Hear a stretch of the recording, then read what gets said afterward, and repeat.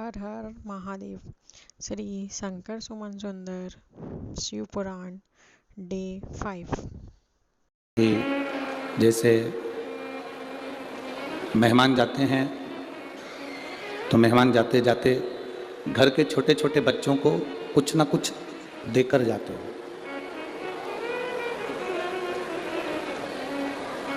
मेहमान अगर जा रहे हैं तो घर के छोटे छोटे बच्चों को कुछ देकर जाते हैं। उसी तरह जिस दिन कथा का विराम होता है,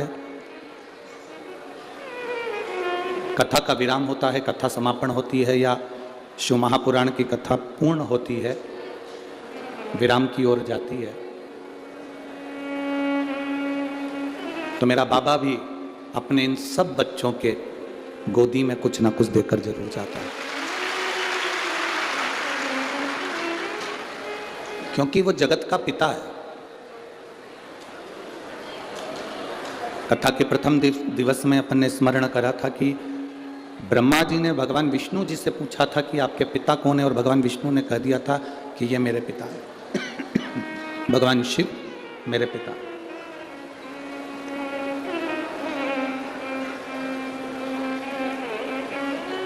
एक संबंध शिव का और आपका, एक संबंध शिव का और हमारा, एक संबंध शिव का और पूरे संसार का है। देखो,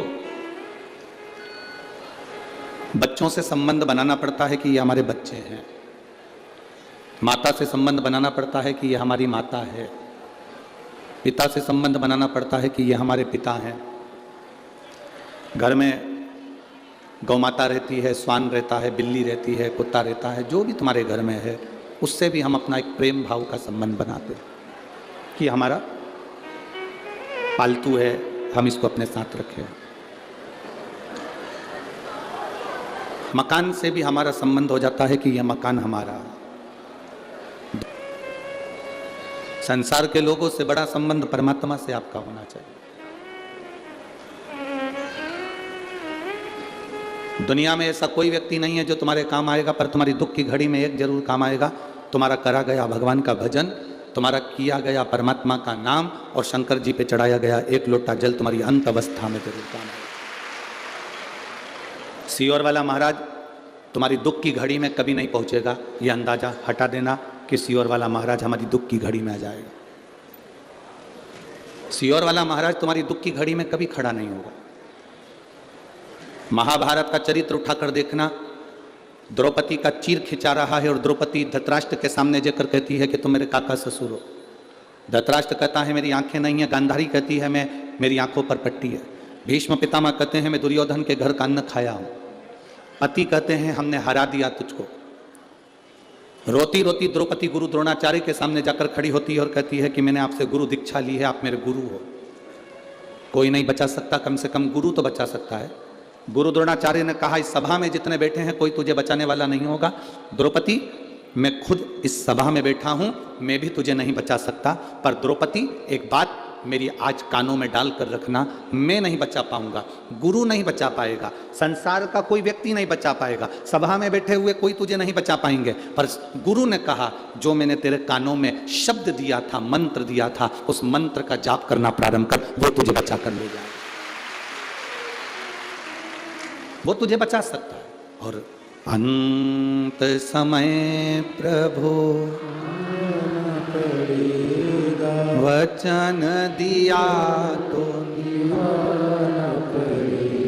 आप भी जितने रोड पर बैठे हुए हैं, जितने बाहर बैठे हुए हैं, जितनी दुकानों में बैठे हुए हैं, गाड़ियों पर, दीवालों पर, ट्रैक्टरों पर, टैंकरों पर, जहां जहां तुम लोग चढ़कर बैठे हो वहीं से बोलो अंत समय प्रभु वचन दिया तो आए ना आए प्रभु कोटो अंत समय प्रभु वचन दिया। ये गुरु द्रोणाचार्य का शब्द है, कोई तुम्हारी दुख की घड़ी में नहीं आएगा। ये अंदाजा छोड़ देना कि सियोर वाला महाराज तुम्हारी दुख की घड़ी में खड़ा होगा। तुम्हारी दुख की घड़ी में सियोर वाला महाराज कभी नहीं आएगा। और एक बात याद रखना, दुख की घड़ी में सीहोर वाला महाराज नहीं आएगा, पर सीहोर वाला महाराज की जो तुमने बात मानी है, शिव जी के मंदिर में एक लोटा जल चढ़ाया है, एक बेलपत्र चढ़ाई है, श्री शिवाय नमस्तुभ्यम बोला है, वो तुम्हारे सामने जरूर, उसके सिवाय कुछ नहीं।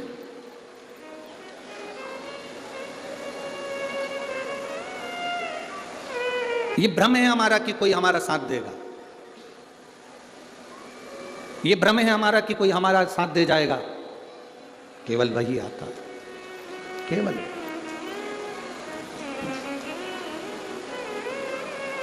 प्राण उसने दिया है। शरीर भले माँ बाप ने दिया है, पर प्राण उसने दिया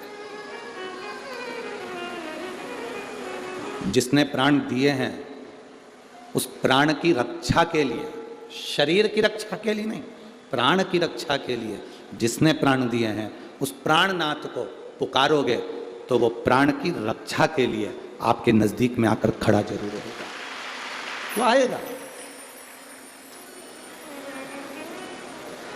सबसे रिश्ता बनाना पड़ता है, पर परमात्मा से कोई रिश्ता नहीं बनाना।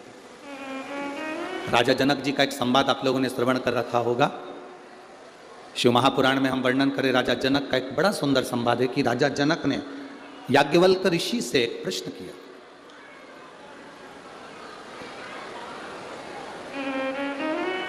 बहुत सावधानी से आज की कथा सुनना, क्योंकि विराम दिवस की कथा है। इसमें से कोई निकल कर भी जाए तो उसके पांव पड़ लो, 2 घंटे की कथा, बैठ जाओ, हमें सुनने दो, हमें केवल सुनना है, कुछ नहीं चाहिए बाकी का। कथा का रसतत्व लेकर चलो। हम तो आपको ना लड्डू दे सकते हैं, ना पेड़ा दे सकते हैं, ना तुम्हारे लिए कोई गाड़ी लगा सकते हैं, ना घोड़ा लगा सकते हैं। हम तो केवल ये कथा बाँचने का बाबा की कृपा से बाँच रहे हैं। वो बचवा रहा है, हनुमान जी महाराज सुन रहे हैं, सरकार ने बुला लिया, महाराज जी ने, हनुमान जी ने महाराज जी को प्रेरणा दी, उन्होंने ये कथा करवाई। आज पूरा ददरवा धाम में ऐसा कोई घर नहीं जहाँ पब्लिक ना भरी पड़ी है, भक्त ना। पूरी रात से लगातार गाड़ियां भरा भरा कर आप लोग आ रहे हैं, पूरी रात हो गई है, पूरी रात।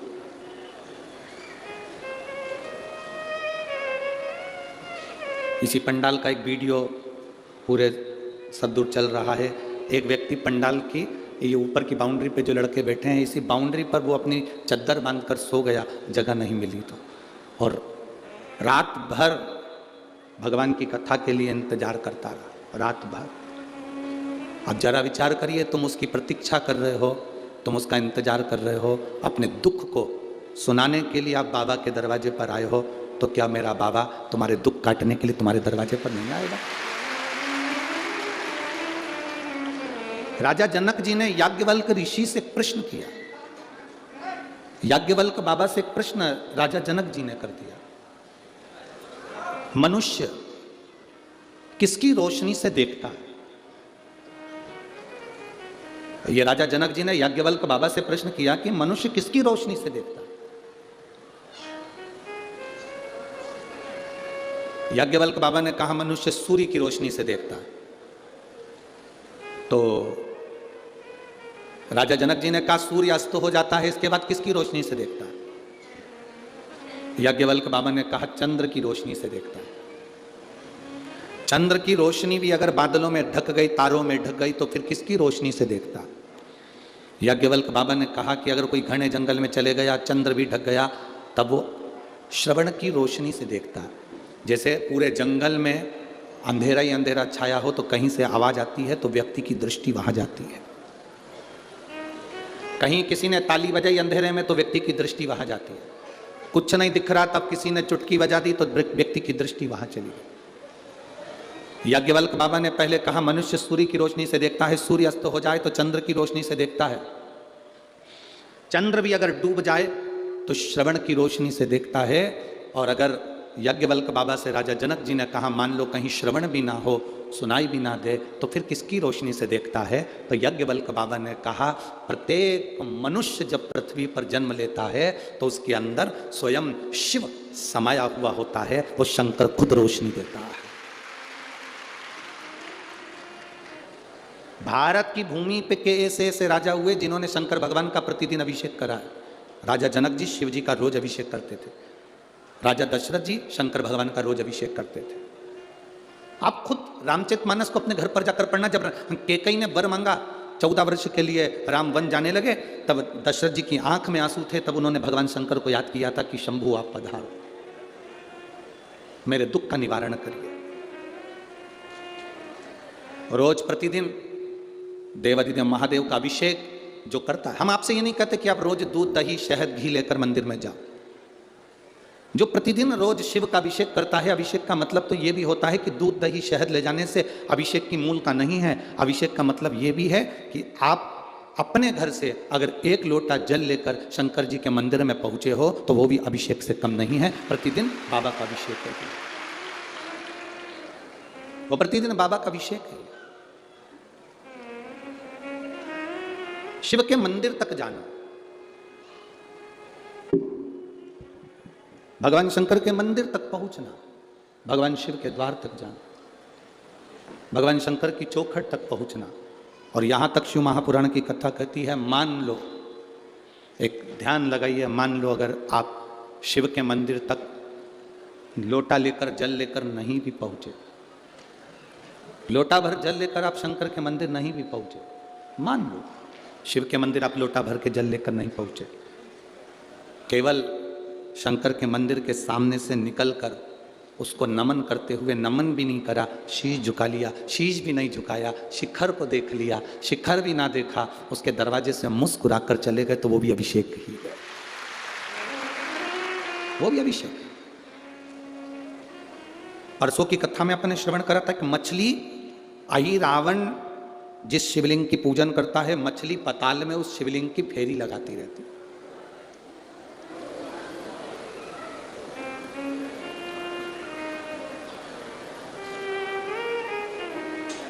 मछली शिवलिंग की फेरी कर रही है, उसके आसपास घूमती रहती है। शंकर भगवान ने कितनी बड़ी कृपा कर दी कि शंकर भगवान ने उस मछली का पेट भरने के लिए, उदर तृप्ति के लिए उसने आराधना करी, तो उसके घर में जो संतान हो वो बड़ी बलवान हो और उसको कुछ राजपद मिले। तो हनुमान जी के शरीर का पसीना उस मछली को दे दिया और मछली का गर्भ ठहर गया था और मकर ध्वज उत्पन्न हो गया। एक बार हनुमान जी महाराज के पोते,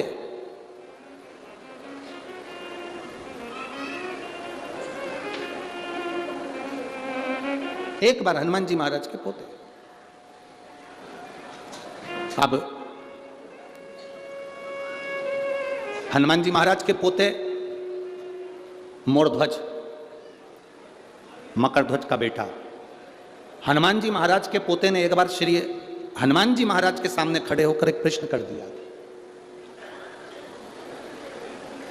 और जितने बच्चे अपने माँ बाप से प्रश्न नहीं करते, उससे ज्यादा प्रश्न अपने दादाजी से करते हैं। मोरध्वज के दादाजी हैं श्री हनुमान जी महाराज। इसीलिए कई लोग हनुमान जी को दद्दा भी कहते हैं, दादा भी कहते हैं। आप लोगों ने सुना है कि नहीं सुना? कई लोग हनुमान जी को कहते हैं भैया दादा की कृपा है, दद्दा की कृपा है, भगवान की कृपा। एक दिन मोरध्वज ने, हनुमान जी के पोते ने हनुमान जी से प्रश्न कर लिया था, मकर ध्वज के बेटे ने। मोरध्वज को मालूम पड़ा कि मेरे दादाजी हनुमान जी हैं। मोरध्वज ने मकर ध्वज से कहा, पिताजी मुझे मेरे दादाजी से मिलना है। मोरध्वज पूछकर अपने पिताजी से दादाजी को ढूंढने के लिए निकल गया। अब मोरध्वज को यह नहीं मालूम था कि उसके दादा भगवान राम की भक्ति में कितने लीन रहते हैं, भगवान राम की भक्ति में डूबे रहते हैं। मोरध्वज अपने दादाजी को ढूंढने के लिए निकला और ढूंढते ढूंढते ढूंढते ढूंढते मोरध्वज थक गया। हनुमान जी नहीं मिले, दादाजी नहीं मिले। तब आखिरी में मोरध्वज अपने दादा को ढूंढते ढूंढते ढूंढते ढूंढते जब थक गया, तब अंजना माता के पास में पहुंच गया और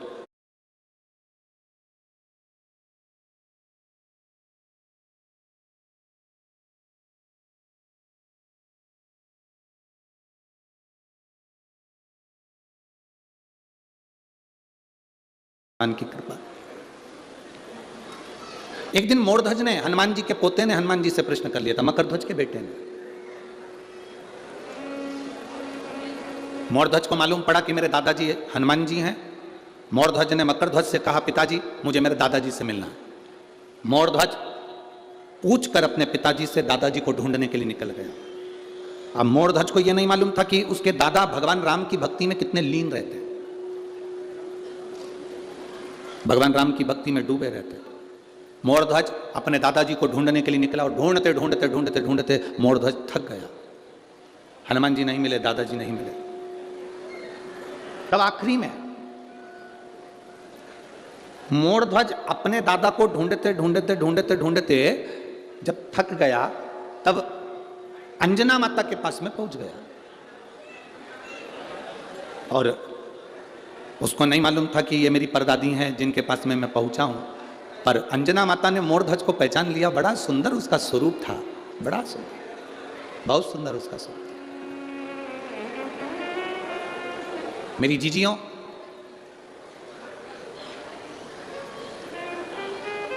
आज भी दूल्हा दुल्हन के सिर पे मोड़ बांधा जाता है। आपके इधर बांधते कि नहीं बांधते वो हमको नहीं मालूम। बांधते हैं इधर पर, वो दूल्हे के सिर पर भी बांधते हैं और दुल्हन के सिर पर भी बांधते हैं।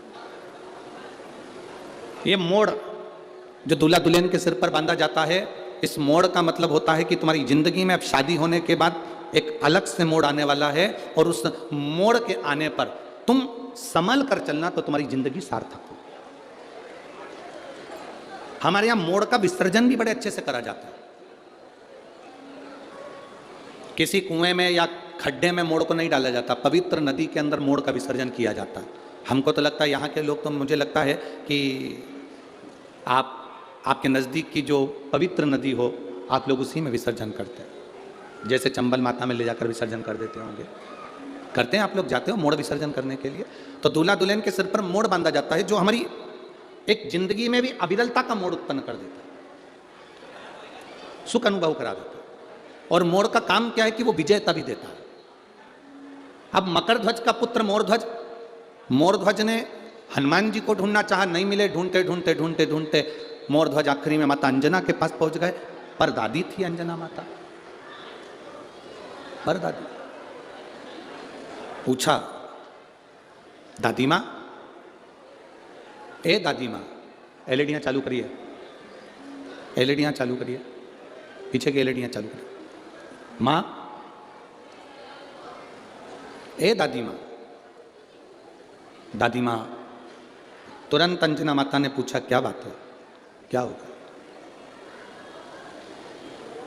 मुझे श्री हनुमान जी महाराज मेरे दादाजी का दर्शन करना है। जैसे ही मोरध्वज के मुंह से सुना कि दादाजी का दर्शन करना है, तू दादा कैसे कह सकता है? कहा, मैं मकर ध्वज का बेटा हूं और मकर ध्वज के पिता हनुमान जी हैं। अंजना माता ने कहा, तो फिर तेरे पिताजी की माता मैं हूं, क्या चाहता है बोल? मुझे मेरे दादाजी का दर्शन करना है। शायद शिव महापुराण की कथा कहती है कि दुनिया की प्रत्येक दादी अपने बच्चे को श्रेष्ठ संस्कार देती है। ये अंजना माता ने अपने पोते को संस्कार दिए थे, पर पोते को संस्कार दिए थे, तो आज भी दादियां अपने अपने पोते को संस्कार देती हैं।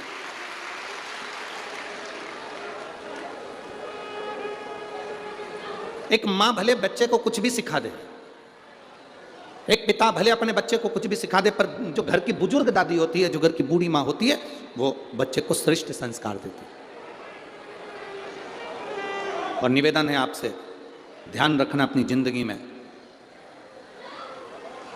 बच्चों को कार दिलाओ ना दिलाओ, बच्चों को प्रॉपर्टी दिलाओ ना दिलाओ, बच्चों को गाड़ी दिलाओ ना दिलाओ, बच्चों को कार दिलाओ ना दिलाओ, पर शिव महापुराण की कथा कहती है कि बच्चों को संस्कार जरूर दिलाना, जिससे तुम्हारी जिंदगी सार्थक हो सके, तुम्हारा जीवन सुखमय हो सके, तुम्हारी जिंदगी में सार्थकता उत्पन्न हो सके, तुम्हारा जीवन सार्थक हो सके।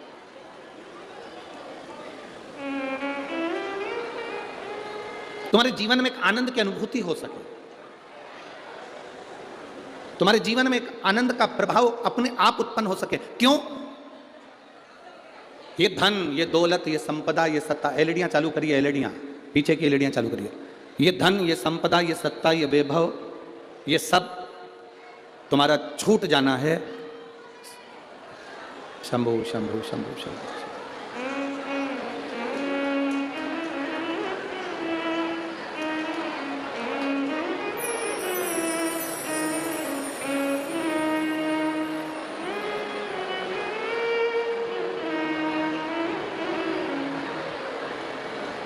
शंभो शरणे मांगू घड़ी रे दुख काटो दया कर दर्शन ओ शंभो शरणे मांगू घड़ी रे दुख काटो दया करीने दर्शन।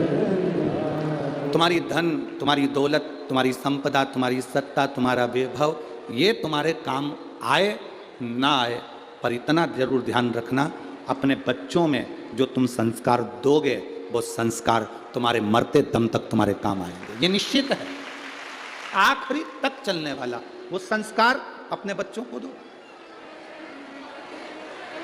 आखिरी तक चलने वाला, अंत तक।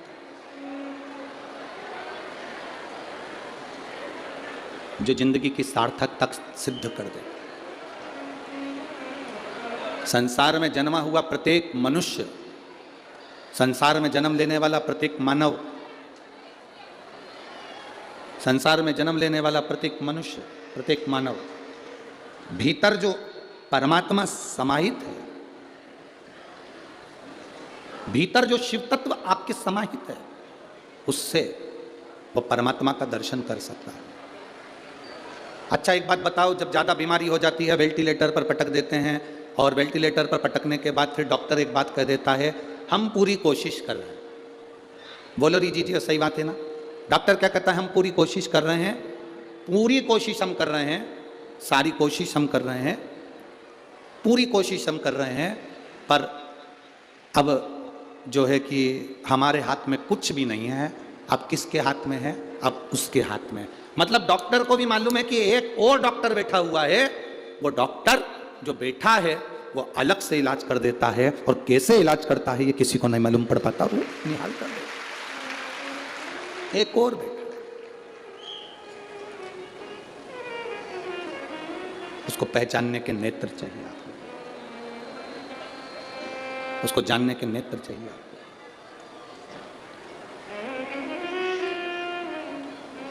और खाली ना जाता कोई दर से तुम्हारे, खाली ना जाता कोई दर से तुम्हारे, मैं भी खड़ा हूँ बाहर पसार, मैं भी खड़ा हूँ बाहें पसार, अपने हृदय लगा लो, लगा लो, गिरा जा रहा हो, उठा लो, उठा भोले अपने दर से अब तो न टालो, गिरी जा रही हो, उठा लो, उठा। जिस दिन हम जान गए, सही मार्ग बताए जो तुम्हें सत्य मार्ग की ओर लेकर जाए, आज के जमाने के व्यक्ति को वो अच्छा नहीं लगता। आज के जमाने का व्यक्ति कायदे के व्यक्ति को साथ नहीं रखता, फायदे के व्यक्ति को साथ रखता। कौन से व्यक्ति को साथ रखता है? जम जम के बोलो जरा। फायदे वाला व्यक्ति। किस व्यक्ति से हमको कितना फायदा मिल रहा है? इसने मेरे लिए क्या करा, मतलब मेरे लिए फायदेमंद है तो इसको रख लो, ये मेरा काम संभाल रहा है तो इसको रख लो, इसने ये काम करा तो इसको रख लो, इसने ये किया तो इसको रख लो। कायदे का व्यक्ति किसी को पसंद नहीं आता, फायदे का व्यक्ति सबको पसंद आता। और वो फायदे का व्यक्ति एक दिन ऐसी चोट करके जाता है कि दूसरी बार तुम उसका मुंडा नहीं देखते।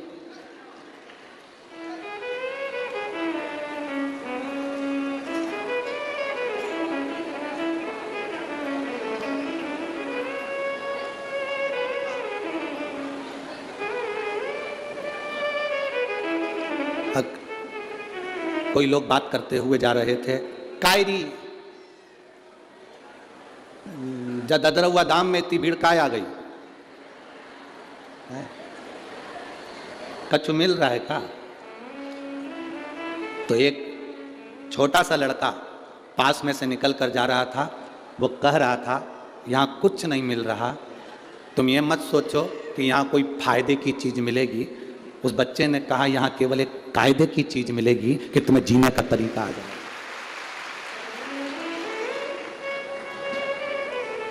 तुम्हें जीने का तरीका।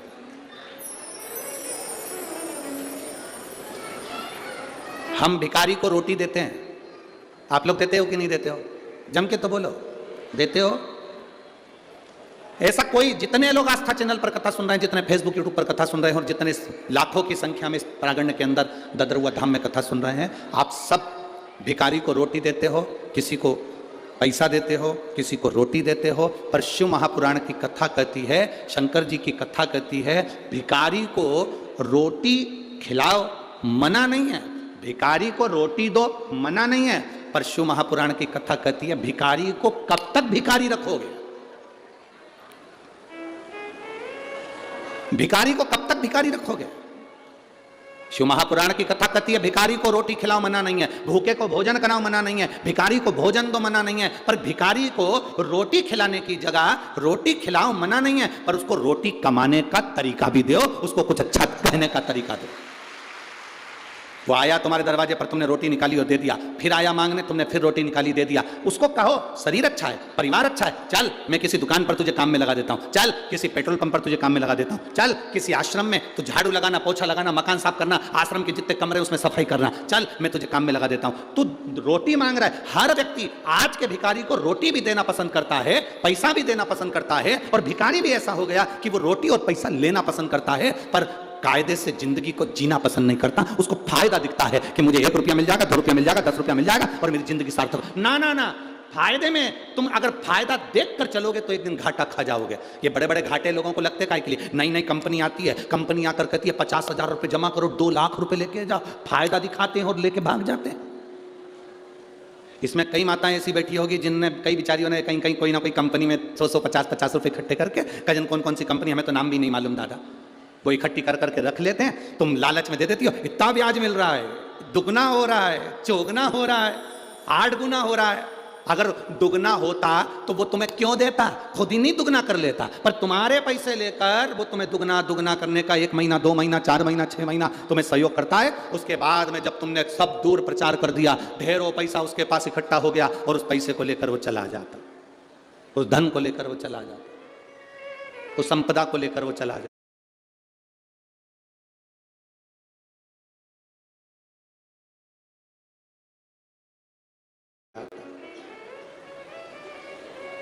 चले गया, वो धन लेकर चले गया, वो पैसा लेकर चले गया, वो संपदा लेकर चले गया। फायदा देखा ना तुमने, कायदे का आदमी नहीं ढूंढा, तुमने फायदा देखा कि दुगना हो रहा है। और एक व्यक्ति था तुम्हारे पास में, वो कह रहा था, देखो जी मेहनत करो, थोड़ी सिलाई मशीन ले लो, अपना खुद का शोरूम डाल लो, तुम्हारा काम कर लो, तुम्हारा ये काम कर लो, मेहंदी का काम अच्छा है तो मेहंदी का काम कर लो, तुम्हें जो काम अच्छा लगता है वो काम कर लो, तुम चोली अच्छी सिलो तो चोली का काम सीख लो, तुम अगर लहंगा अच्छा सिलो तो लहंगे का काम कर लो, चप्पल अच्छी बना सकते हो तो चप्पल का काम सीख लो, कढ़ाई अच्छी आती है तो कढ़ाई का काम सीख लो। एक व्यक्ति कह रहा है अपने पैसे को खुद पर खर्च करो, खुद इतनी मेहनत करो कि 4 चांद लग जाए, तुम्हारा धन, तुम्हारा सामान तुम्हारे पास में रहना चाहिए। पर तुमने फायदा देखा, यहाँ से फायदा ज्यादा होगा, फायदा ज्यादा होगा, फायदा ज्यादा होगा, और फायदे के चक्कर में मालूम पड़े सब नष्ट हो गया। इसलिए शिव पुराण कहती है, कायदे का व्यक्ति ढूंढना, फायदे का व्यक्ति मत ढूंढना। कायदे का व्यक्ति मिल गया तो नैया पार कर देगा। यदि कायदे का व्यक्ति मिल गया तो नैया पार कर देगा। कायदे का व्यक्ति ढूंढिए, फायदे का नहीं। हम देखते हैं कि हमारी फायदा कहां से हो सकता है, कहां से 500 रुपए आ सकते हैं, कहां से 1000 रुपए आ सकते हैं, कहां से 10,000 आ सकता है, कहां से 25,000 आ सकता है। हम फायदा ना देखें, हम कायदा देखें कि हमारी भक्ति में वो बल बढ़ जाए, हमारे भजन में वो बल बढ़ जाए। जैसे मीरा, कर्मा, नरसिंह मेहता, नामदेव, ध्रुव, प्रहलाद, इनकी भक्ति में जो बल बढ़ गया था, ऐसा बल हमारे भीतर बढ़ना चाहिए, ऐसा बल हमारे भीतर बढ़े।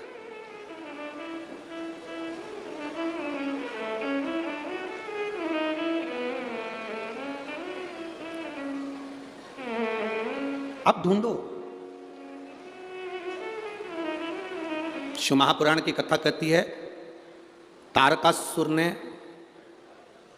मृत्यु मांगी भगवान से, मृत्यु। और तारकासुर ने भगवान से मृत्यु मांगी तो मांगा ये कि मैं शंकर जी के पुत्र के द्वारा मरूं।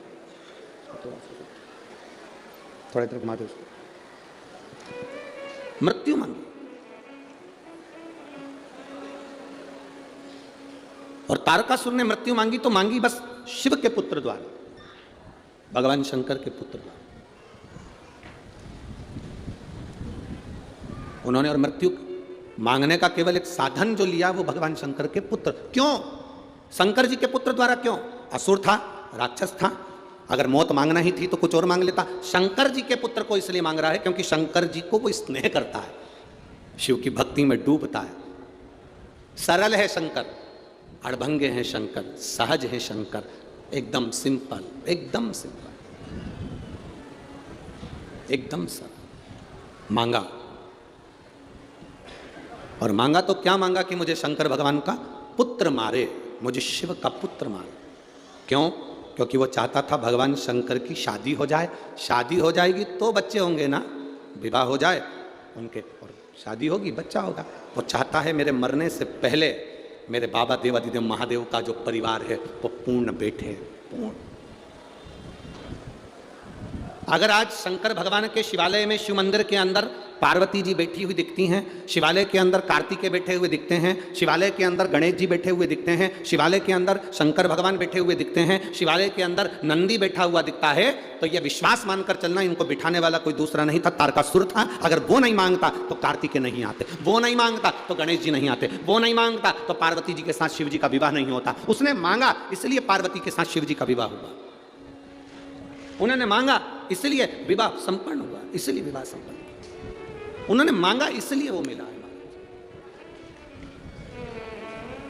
वो मांगते नहीं तो ये कार्तिकेय आता भी नहीं, ये गणेश जी आते भी नहीं।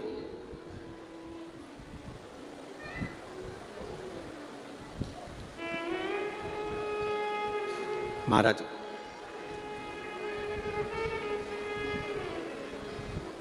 तारकासुर के प्राण चले गए।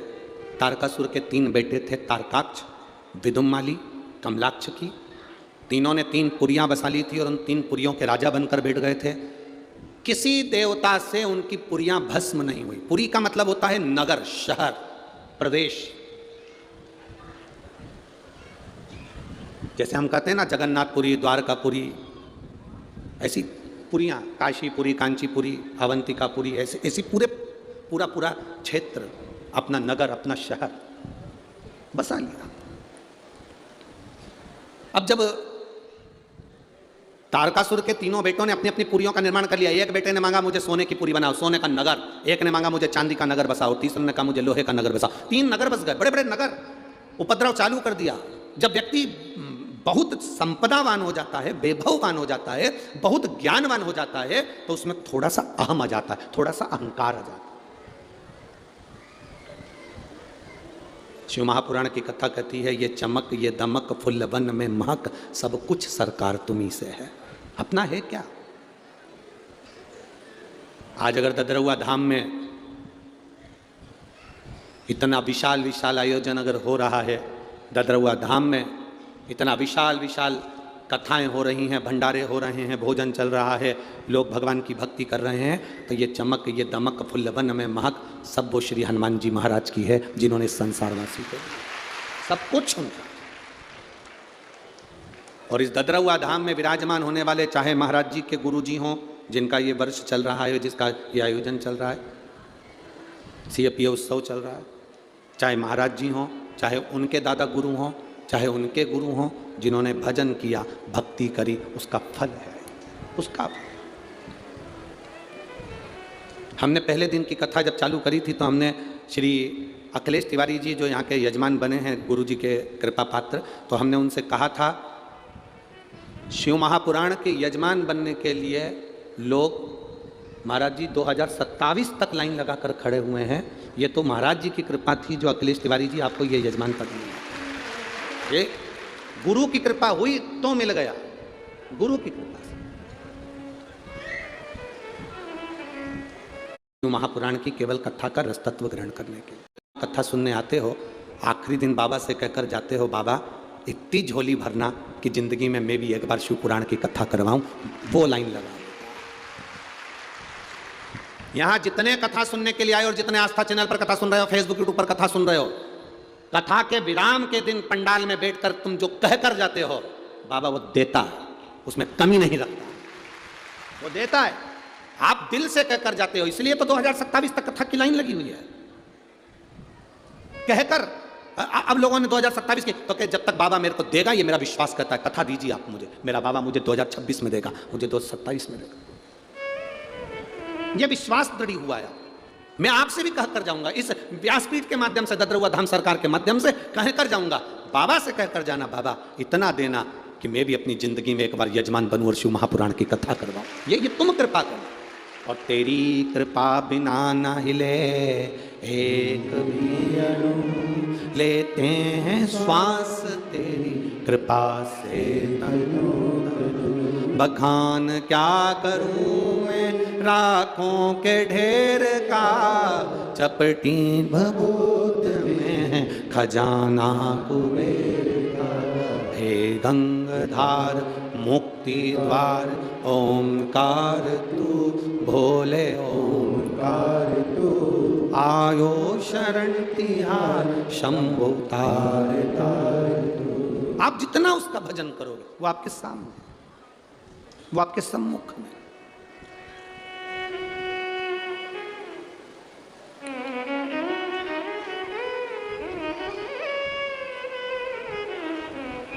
कई लोगों को गलतफहमी हो जाती है, कई बार प्रशासन को भी ऐसा हो जाता है कि आखिरी दिन की कथा सुबह 9 बजे है, 8 बजे है, इतनी जल्दी कौन आएगा, कौन पहुंचेगा।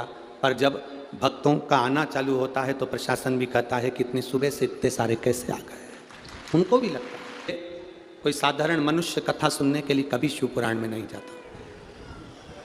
माली अपनी टोकनी में वही फूल रखता है जो माली को अच्छा लगता है। हम बेलपत्र वो ही तोड़ कर रखते हैं जो अच्छी होती है। बोलो सही है कि गलत है? जब हम अपनी झोली में बेलपत्र अच्छी रखते हैं, फूल अच्छा रखते हैं, तो मेरे महादेव भी अपनी कथा में अच्छे अच्छे फूल लेकर आता है। कोई साधारण नहीं है।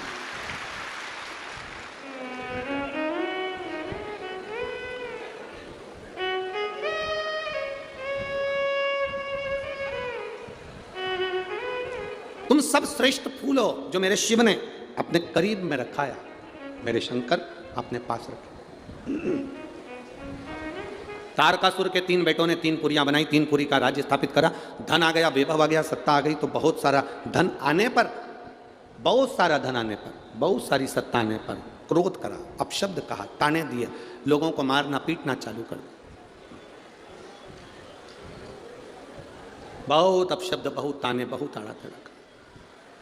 मैं इस भिंड जिले की ददरुआ क्षेत्र में जितनी पुलिस बल लगी है और जितने यहाँ के collector, SP, SSP, DSP, commissioner, TI, constable जितने भी लगे हैं, मैं इनको बहुत बहुत धन्यवाद देता हूँ। आप लोगों ने ये 5 दिन की कथा इतनी सुंदर संभाली। 5 दिन की कथा इतनी सुंदर संभाली कि किसी व्यक्ति से कोई अपशब्द नहीं, कोई आड़ी टेढ़ी बात नहीं, कोई ताना नहीं, कोई विवाद नहीं, कोई फालतू बात। और अपने दिल पर हाथ रखकर देखना, आप और कथाओं का स्मरण करना। उस कथा में आपको टेंशन रह सकता है, बहुत चिंता रह सकती है, दिन भर खड़े रहना पड़ सकता हो, पर शंकर की कथा में कोई चिंता करने की जरूरत नहीं पड़ती। अलमस्त होकर जहाँ जगह मिले आप भी कथा सुन सकते हैं। हमने कई बार कहा है, प्रशासनिक अधिकारी चाहे पुलिसकर्मी हो, वो भी एक शंकर करो, शिव आपको टेंशन से मुक्त कर देता है। आप में से जितने लोग भी शंकर जी के मंदिर में जल चढ़ाते हैं ना, जब से आपने जल चढ़ाना चालू करा है उसके पहले के दिन निकालना, और जब से आपने जल चढ़ाना प्रारंभ करा उसके दिन निकालना।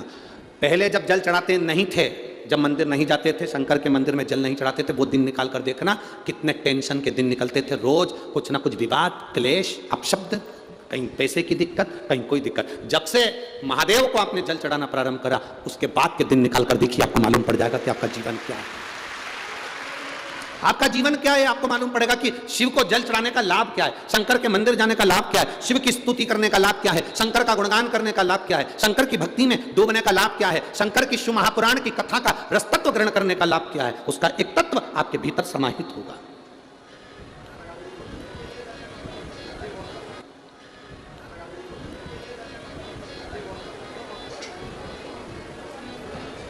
महाराज, तारकासुर के 3 पुत्र अहम में डूब गए, अहंकार में, अभिमत्ता में, अहम में समाहित हो गए। अहंकार से परे हो जाओ, बिल्कुल छोड़ दो अहंकार। जितना अहम छोड़ सकते हो उतना छोड़ दो। अहम क्या है?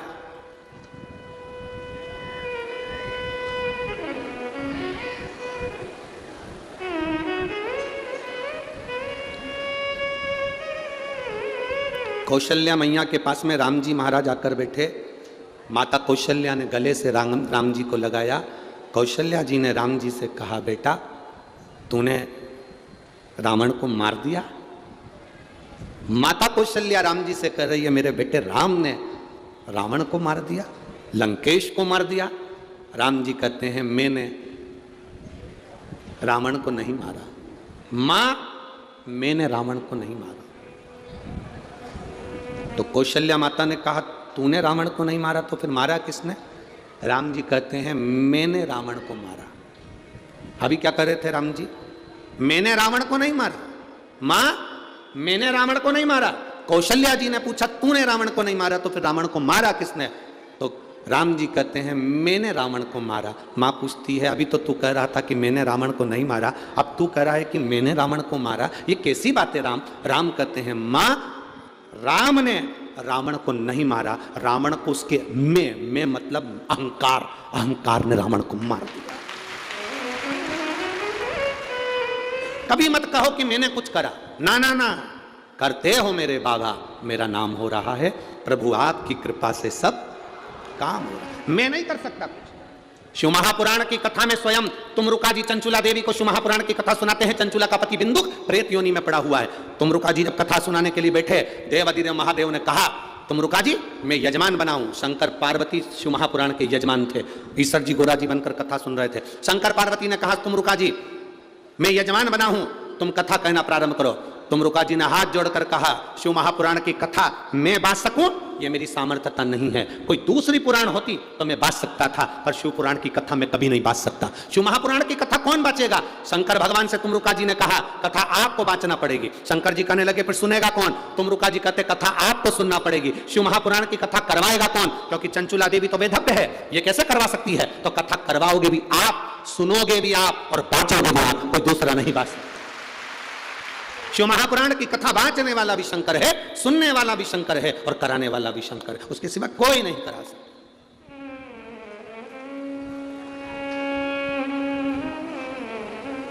आप ये छोड़ दो कि मैं कर रहा हूं, आप कैसे कर सकते हो?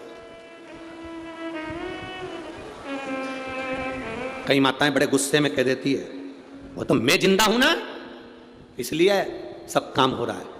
जिस दिन मर गई ना, आटे दाल का भाव मालूम पड़ जाएगा।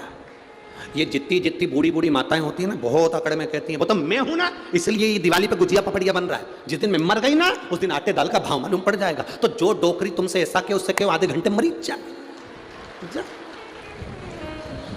आधा घंटा मर। एक सेठ जी थे, वो हमेशा कहते थे, मैं मर जाऊंगा तो मेरे पीछे पूरा परिवार मर जाएगा, मेरा परिवार मुझे इतना चाहता है, मेरे घर के लोग मुझे इतना चाहते हैं कि मैं मर गया तो मेरा पूरा परिवार मर जाएगा। एक गुरुजी आ गए, उन गुरुजी ने सेठ जी से कहा, को मेरा मेरा करते रहते हो, मेरा परिवार, मेरा परिवार, मेरा घर, मेरा परिवार, मेरा दुकान, मेरी सत्ता, मेरा वैभव, मैं मर जाऊंगा तो मेरा परिवार मर जाएगा, क्या तुम्हारे परिवार वाले तुमको इतना चाहते हैं? हाँ, मैं मर गया तो मेरा पूरा परिवार मर जाएगा। गुरुजी ने कहा, ले ये एक काम कर कि तू आधे घंटे के लिए पानी पीता पीता लुढ़क जा, मैं सबसे कह दूंगा तुम मर गया, मैं भी तो देखो कितने मर रहे तेरे साथ। इतने में दुनिया में किसी कौन किसका है संसार में? कोई किसी का नहीं। हमको लगता है ये मेरे, अरे भगवान राम से कौशल्या माता ने कहा, तूने रावण को मारा? राम जी कहते, मैंने नहीं मारा। रावण को किसने मारा? रावण को मैंने मारा। भगवान का कहने का मतलब है, राम रावण को नहीं मारे। रावण के अंदर जो अहंकार था, रावण के भीतर जो विमत्ता थी, रावण के भीतर जो मैं था, हर कभी चिल्ला चिल्ला के कहता फिरता था, मैं लंकेश, मैं लंकेश, मैं लंकेश। ऐसे कई लोग होते हैं, तुरंत अपना परिचय दे देते, तुम मुझे जानते नहीं हो, मेरे पास ये पद है, मेरे पास ये प्रतिष्ठा है। किसी सतगुरु के पास जाना, जिसको धन की जरूरत है उसके पास जाओ तो अपनी प्रतिष्ठा बताओ, अपना नाम बताओ, अपनी सत्ता बताओ, अपनी कुर्सी बताओ। और जिसको तुम्हारे धन की जरूरत नहीं, सत्ता की जरूरत नहीं, उसके पास जाकर अगर मिलना तो कभी मत कहना कि तुम्हारे पास में कौन सी सत्ता है, कौन सा वैभव है। वहां जाकर कहना कि बस कथा सुनने आया हूं, बहुत सुना था महादेव की कथा का लाभ, इसलिए उसके चरणों में बैठकर श्रवण करने आया हूं। मेरी कौन कुर्सी, कौन पद, कौन सत्ता, हमें मतलब नहीं। तुम कथा सुनने के लिए आए हो, बाबा की कथा सुनने के लिए बैठो, भोलेनाथ जी की दृष्टि तुम पर पड़ जाए उस कथा को सुनते सुनते, तो जब वो चोर को कुबेर बना सकता है तो तुम्हें भी राज सिंहासन पर बिठा सकता है। ये उसके ऊपर निर्भर।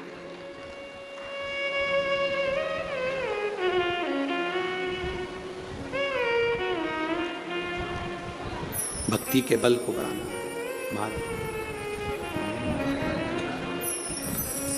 तेरे डमरू की धुन सुन के मैं काशी नगरी आई हूँ। तेरे डमरू की धुन सुन के मैं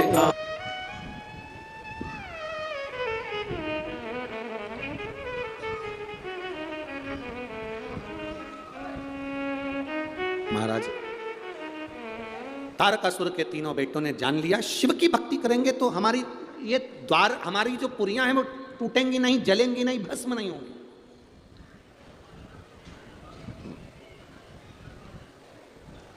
कई लोग आपसे कहेंगे इतने समय से जल चढ़ा रही है, इतने समय से कथा सुन रही है, कुछ मिला? उससे कहना कुछ मिले ना मिले, पर शिव कथा में मेरा दिल लगा रहता है, एक ना एक दिन मेरा महादेव मेरी सुनेगा जब। कुछ मिला ना मिला, क्या मिला क्या ना मिला उससे मतलब नहीं। एक महिला यहां बैठी हुई है, उसका पत्र था कि रजस्वला धर्म भी नहीं आता था, रजो धर्म भी नहीं आता था, डॉक्टर के हिसाब से संतान नहीं हो सकती थी। डॉक्टर के हिसाब से संतान नहीं हो सकती। नाश्ते की प्लेट भेजी पर नाश्ता नहीं भेजा है। डॉक्टर के हिसाब से संतान नहीं हो सकती थी। मेरा मोबाइल नंबर यह है रवि दीपा वाथम, ग्वालियर लगहेड़ी। क्या है ये? हाँ तुम समझ गए ना, बस ठीक है ठीक है। कहीं बैठी हैं क्या? हाथ हिला सकती हैं अगर कहीं बैठी हो तो। महाराज डॉक्टर के हिसाब से संतान का सुख नहीं हो सकता था, रजो धर्म नहीं, संतान कैसे होगी? पर वास्तव में शिव शिव है गुरुजी, शंकर शंकर है। सब ने मना कर दिया था संतान नहीं होगी। 3 साल 4 साल 5 साल 6 साल 7 साल निकलते चले गए, हमने भी शिव जी को नहीं छोड़ा।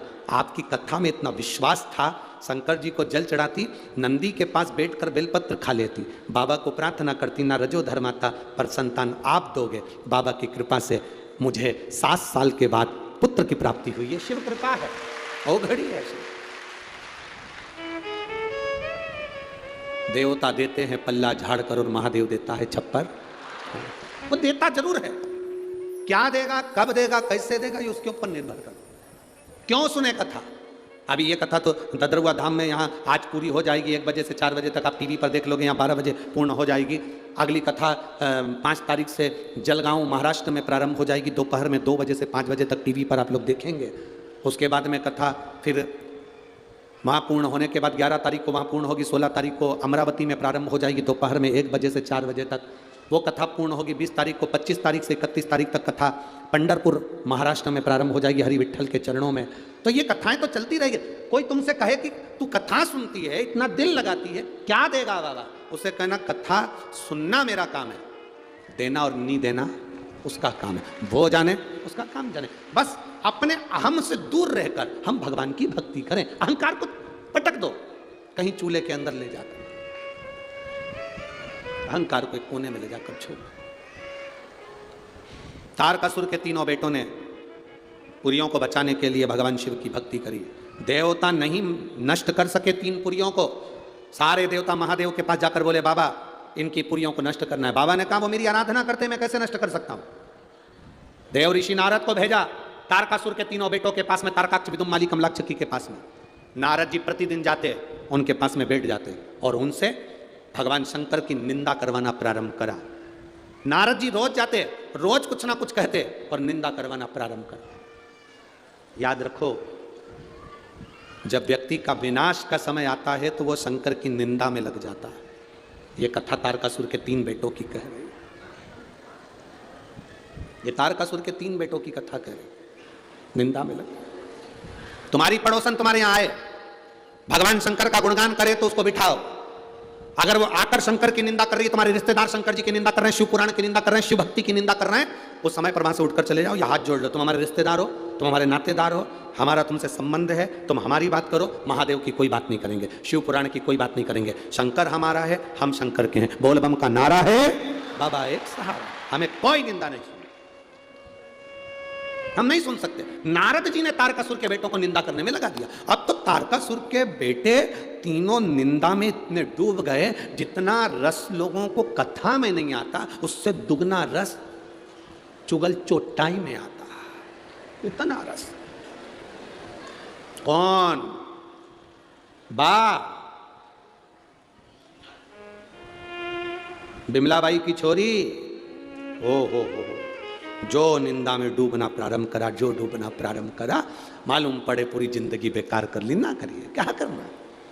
आग लगे बस्ती में, अपन रहो मस्ती में, क्या किसको रोइए, चादर तान के सोइए। कोई कितनी भी तुम्हारी निंदा करे, कितना भी तुमसे बोले, तुम रोज मंदिर जाओ और कोई तुमसे कह दे ये चल दी सती सावित्री, ये चल दी सियोर वाला महाराज की चेली, ये चल दी रोज मंदिर, वो जितना जितना बोले तुम उतनी जोरदार खजूर की चोटी करके उसके सामने से निकलो, उतनी जोरदार।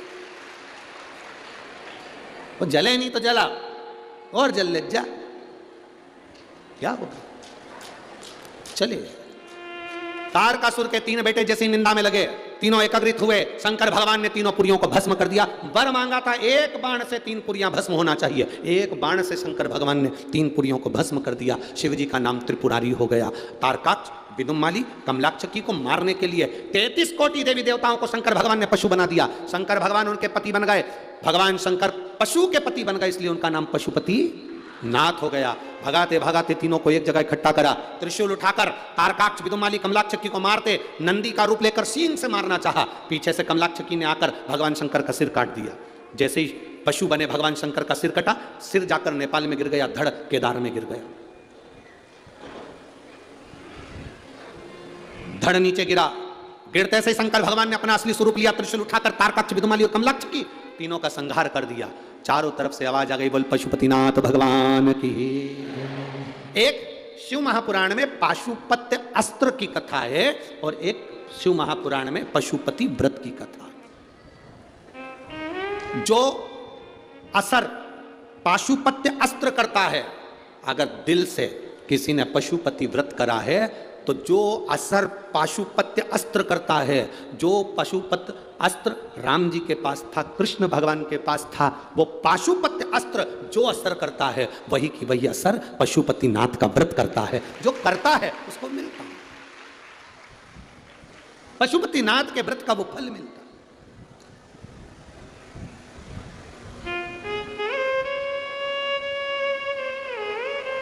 अब पशुपति व्रत, मेरा निवेदन है, चाहे माताएं हों, पुरुष हों, बच्चे हों, बेटियां हों, बेटे हों,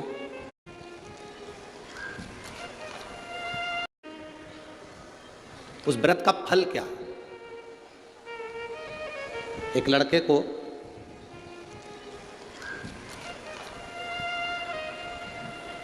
मेरा नाम स्नेहलता देवी, पति का नाम ऑफिसर यादव, निवासी बुढ़ाना गांव, आगरा, उत्तर प्रदेश की हूँ। कहीं बैठी हो तो हाथ हिला सकती हैं, अगर कहीं बैठी हो तो अपना हाथ हिला सकती हैं। स्नेहलता देवी, पति का नाम ऑफिसर यादव, निवासी बुढ़ाना गांव, आगरा, उत्तर प्रदेश की निवासी हूँ। कहीं बैठी हो तो हाथ हिला सकती हूँ। मैं भोले बाबा का क्या वर्णन करूँ गुरुदेव, वास्तव में बाबा बाबा है। मेरा बेटा एसएसबी में पास हो गया था, बेटे का मेडिकल होना था, उसी टाइम बेटे के आँख में फलिश आ गया, उसको लकवा लग गया। अब बेटे ने ऐसे, मेरी बेटी उसी समय पर रात को मुझे फोन कर कहती है, माँ भैया को अगर पहले से हुआ है और उस पास हो, मेरा बेटा तैयारी कर रहा था, बाबा की कृपा का मैं क्या गुणगान करूं गुरुदेव। पहले तो मेरे बेटे ने कहा, माँ पशुपति व्रत से कुछ होता है क्या। मैंने शंकर की बेलपत्र उठाकर संकल्प लिया, मैं तेरा पशुपति व्रत चालू कर रही हूँ, मेरा बेटे का मेडिकल पास कर देना, उसका मुंह टेढ़ा हो गया है, तू संभाल लेना। दुनिया का पहला केस होगा गुरुदेव, जो लकवा 11 दिन में ठीक हो सकता है, ये दुनिया का पहला केस है गुरुदेव। एक बेलपत्र के खाने से और शिव जी के चढ़े हुए जल को मुंह पर लगाने से 11 दिन के बाद मेरा बेटा मेडिकल कराने गया तो मेडिकल में पास हो गया, उसका चेहरा भी सही हो गया। ये दुनिया का पहला पत्र। शिव तत्व ओघड़ी है शंभु शंकर। मेरा बेटा जिसको कहता था माँ इससे कुछ नहीं होता, अब मेरा बेटा खुद पशुपति नाथ का व्रत कर रहा है। मेरा बेटा स्वयं, पशुपति व्रत क्या है ये दुनिया के लोग जब समझेंगे। आज के ज़माने में तो पशुपति व्रत को लोग समझते नहीं हैं। उन्होंने कह दिया सियोर वाले महाराज का बनाया हुआ व्रत है। लोग सोचते हैं कि सियोर वाले महाराज का बनाया हुआ है, पर उनसे निवेदन करेंगे पहले शिव महापुराण में एक बार पशुपति व्रत और पशुपति अस्त्र को पढ़ो। पशुपति व्रत को भी पढ़ो, पाशुपत अस्त्र को भी पढ़ो। जो पाशुपत्य अस्त्र जो काम करता है वही काम पशुपति व्रत करता है, वही काम। कितने व्रत होते हैं? जम के बोलो जरा। 5 व्रत पशुपति के होते हैं। कितने दिए लगते हैं? 6 दिए लगते हैं। घर में मीठे का प्रसाद बनता है। पूजा की थाली जो सुबह जाती है मंदिर में, वही थाली शाम को जाती है। शाम को 6 दिए प्रसाद एक साथ इकट्ठा जाता है। मंदिर में जाकर सबसे पहले 6 दिए रखे जाते हैं, फिर प्रसाद के 3 हिस्से करे जाते हैं। प्रसाद के 3 हिस्से होने के बाद 5 दिए को जलाया जाता है। रखे कितने जाते हैं? 6। जलाते कितने हैं? 5।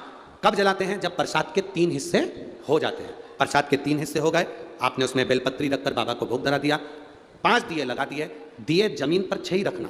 जब 5 दिए जला लो, बाबा की पूजन अर्चना कर दो। अर्चना पूजन करने के बाद आते समय 1 दिया और 1 प्रसाद का हिस्सा थाली में वापस लिया। वो दिया जिसको जलाया नहीं है, प्रसाद का 1 हिस्सा थाली में रख कर लाओ, 2 हिस्से मंदिर में रहने दो। बाबा को प्रार्थना करो, बाबा आज मेरा पहला व्रत है, आप स्वीकार करना बाबा, दिल से कर रही हूँ मेरे बाबा, बार बार नहीं कर सकती, मेरी ये चिंता है, इसको हर लेना। प्रार्थना करो। एक ही मंदिर में 5 व्रत पूरे करना है। बीच में कहीं जाना पड़ जाए, व्रत छोड़ दो, आकर करो। तुम्हारे यहाँ शादी फंक्शन आ गया, छोड़ दो, बाद में कर लो। कहीं तुम्हारे यहाँ कोई 30 त्योहार आ गया, कोई व्रत पड़ गया, जो व्रत तुम पहले से करती हुई आ रही हो वो व्रत करना जरूरी है, तो पशुपति व्रत को उस दिन छोड़ दो, अगला व्रत कर लेना। गिनाई में 5 ही आएंगे। रजोधर्म आ गया, रजस्वला हो गए, व्रत छोड़ दो, अगला व्रत कर लेना।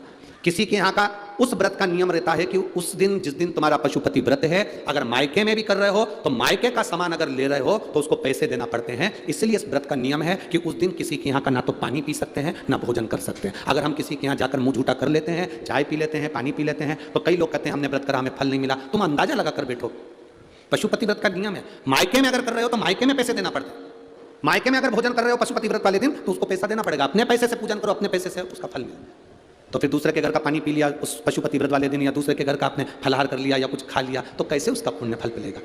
महाराज कैसे पुण्य मिलेगा? उसका पुण्य फिर प्राप्त नहीं होता। पशुपति व्रत का नियम अच्छे से धारण करो, बाबा से प्रार्थना कर कर।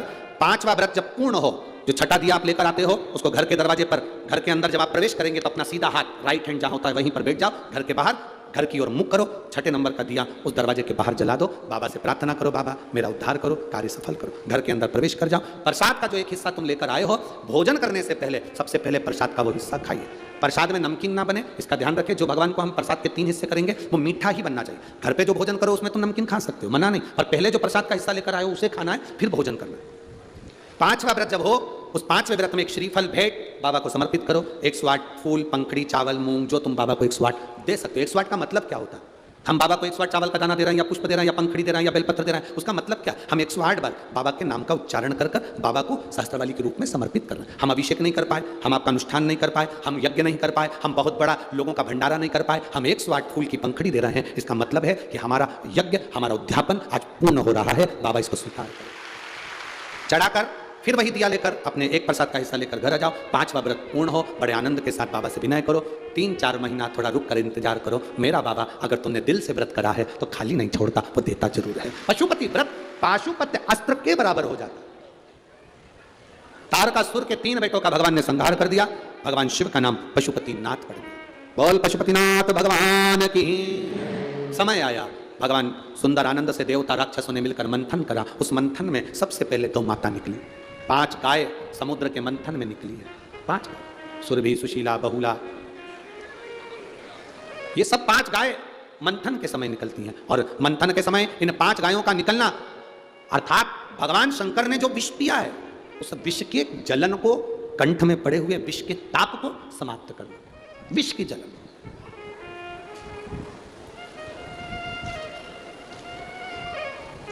आप, हम श्री शिवाय नमस्तुभ्यम का जो गुणगान करते हैं, यह हमारे भीतर के ताप को, दुख को, विष को समाप्त करता है।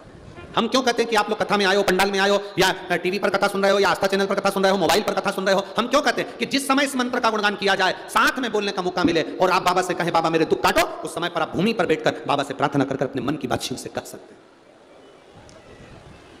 कभी मेरी जीजियों से निवेदन है, आपको लगता है कभी कि मैं बहुत दुखी हूँ, बहुत कष्ट में हूँ, मेरा दुख नहीं मिट रहा, मेरी बीमारी नहीं मिट रही, मेरी तकलीफ नहीं मिट रही, आप जल चढ़ाने के पहले और जल चढ़ाने के बाद, कब जम के बोलो जरा, जल चढ़ाने के पहले और जल चढ़ाने के बाद 2 क्षण के लिए, आपके पास ज़्यादा समय नहीं हो तो 2 क्षण के लिए नंदी के, जहाँ नंदी शिव जी के सामने बैठता है उसके राइट में, नंदी के राइट में नंदी के लेफ्ट में नहीं, नंदी के राइट में।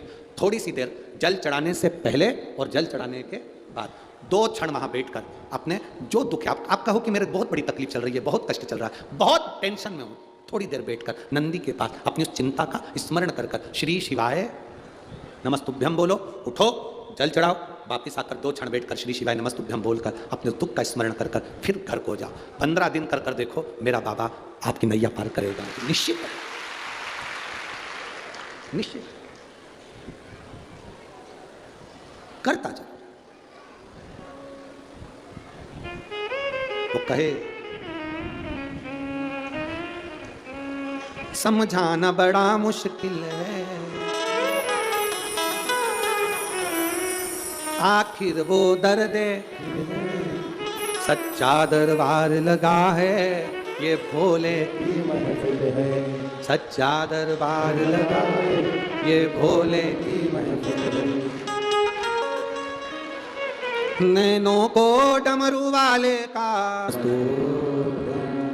श्री शिवाय नमस्तुभ्यं, श्री शिवाय नमस्तुभ्यं, भोला सब दुख काटो, ओ भोला सब दुख काटो, शिव शंकर जपूं तेरी माला, भोले बाबा जपूं तेरी माला, भोला सब दुख काटो, ओ भोला सब दुख काटो, वेश है मंगलकारी, वेश है मंगलकारी, शमशान वासिया, शमशान वासिया, ओ भोला सब दुख काटो,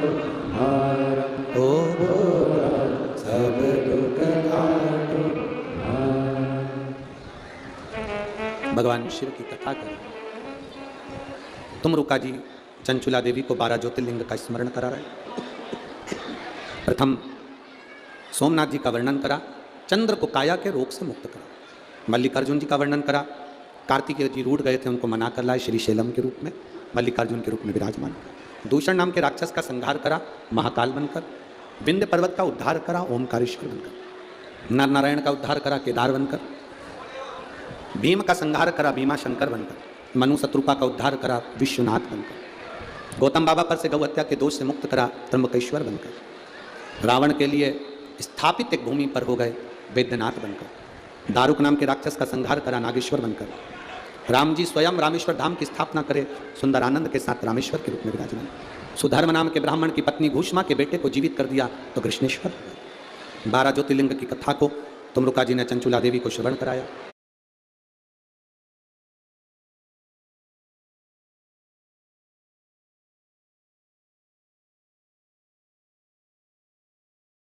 भाव से, प्रेम से बाबा भोलेनाथ कहते हैं तुमरुका जी मैं आपको क्या दूं? तुमरुका जी शिव जी की बेलपत्र मांग लेते हैं। चंचुला देवी का पति बिंदु प्रेत योनि से मुक्त हो जाता है। शंकर भगवान ने कहा जो इस शिव महापुराण की कथा को सुनता है, पढ़ता है, करता है, कराता है, वो मुझे ही प्राप्त करता है। कलिकाल में, संसार में जो शिव महापुराण की कथा को दिल से सुन लेगा, शिव जी कहते हैं उसके घर को, उसकी संपदा को, उसको वैभव को मैं स्वयं संभाल लूंगा, उसके आनंद को मिटाऊंगा। शिव महापुराण की कथा ददरौआ धाम की इस पवित्र भूमि पर श्री हनुमान जी महाराज की साक्षी में जो हो रही थी, आज विराम की ओर अभी जाएगी। मैं धन्यवाद दूंगा महाराज जी को जिन्होंने इतने प्रेम से इस कथा को करवाया। श्री हनुमान जी महाराज के चरणों में ये कथा वाचने का मौका मिला, आप और हमने श्रवण की, भाव भक्ति से अपने जीवन को सार्थक किया। कथा के माध्यम से जो आपको दे सकते थे शंकर सुमन शिव महापुराण में से आपने लिया। अपने जीवन में इस कथा को उतारिए, अपने जीवन को सार्थक करिए। 5 तारीख से फिर मिलेंगे जलगांव की कथा में दोपहर में 2 बजे से 5 बजे तक। उससे पहले मैं पूज्य गुरुदेव से निवेदन करूंगा आप सभी भक्तों का आभार व्यक्त करें और सभी भक्तों को संबोधित करें। पूज्य गुरुदेव। हर हर महादेव। ये 5वें दिन की कथा संपूर्ण हुई। श्री शंकर सुमन सुंदर शिव पुराण समाप्त हो गई है। हर हर महादेव, हर हर महादेव।